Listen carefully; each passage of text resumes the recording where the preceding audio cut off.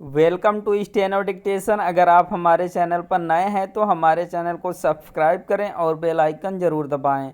Dictation 5 second बाद शुरू होगा। स्टार्ट।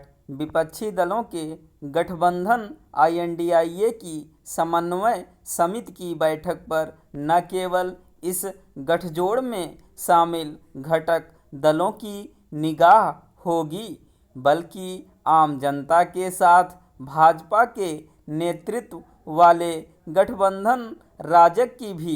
राष्ट्रवादी कांग्रेस पार्टी के प्रमुख शरद पवार की अगुवाई में हो रही समन्वय समिति की बैठक में साझा रैलियों के साथ सीटों के बंटवारे पर भी चर्चा होनी है। सीटों के बंटवारे का कोई सर्वमान्य फार्मूला तय कर पाना एक कठिन काम है, क्योंकि इस गठबंधन में शामिल अनेक दल अपनी राजनीतिक जमीन छोड़ने के लिए तैयार नहीं। अपने अपने राज्यों में प्रभाव रखने वाले कई दल यह चाह रहे हैं कि कांग्रेस कम से कम सीटों पर चुनाव लड़े। कुछ दलों ने तो यह सुझाव भी रखा है कि कांग्रेस को केवल उन 2 सीटों पर ही चुनाव लड़ना चाहिए जहां उसकी भाजपा से सीधी लड़ाई है। यह कांग्रेस को शायद ही स्वीकार हो, क्योंकि पहले ही कई राज्यों में उसका राजनीतिक आधार कमजोर हो चुका है। ऐसा इसीलिए हुआ क्योंकि अतीत में उसने संयुक्त प्रगतिशील गठबंधन का नेतृत्व करते समय सहयोगी दलों के लिए सीटें छोड़ी। इसके चलते कुछ ऐसे राज्यों में वह तीसरे चौथे नंबर का दल बनकर रह गई है जो एक समय उसके गढ़ हुआ करते थे, जैसा कि उत्तर प्रदेश, बिहार और झारखंड। हो सकता है कि शरद पवार महाराष्ट्र में सीटों के बंटवारे का कोई फार्मूला निकालने में सफल हो जाएं, लेकिन उनके लिए बंगाल में ममता बनर्जी और दिल्ली एवं पंजाब में अरविंद केजरीवाल को राजी कर पाना कठिन होगा।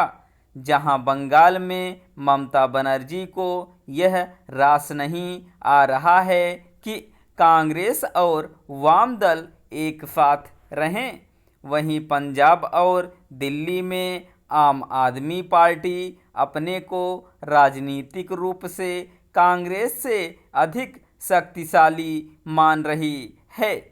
दिल्ली के बाद पंजाब में सत्ता प्राप्त करने के बाद वह राष्ट्रीय दल के रूप में अपना जनाधार और अधिक बढ़ाने के लिए तत्पर है।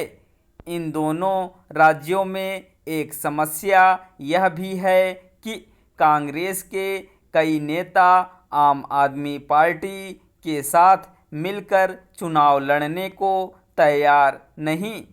पंजाब के कुछ कांग्रेस नेताओं ने तो यह चेतावनी भी दी है कि यदि आम आदमी पार्टी के साथ मिलकर चुनाव लड़ने का फैसला होता है तो वे पार्टी छोड़ देंगे।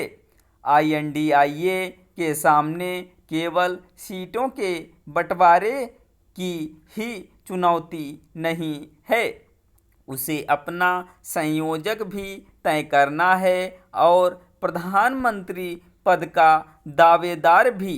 यह भी आसान काम नहीं, क्योंकि मुंबई की पिछली बैठक में संयोजक के लिए जो नाम आगे किए गए उन पर अन्य दलों के नेताओं ने वीटो लगा दिया।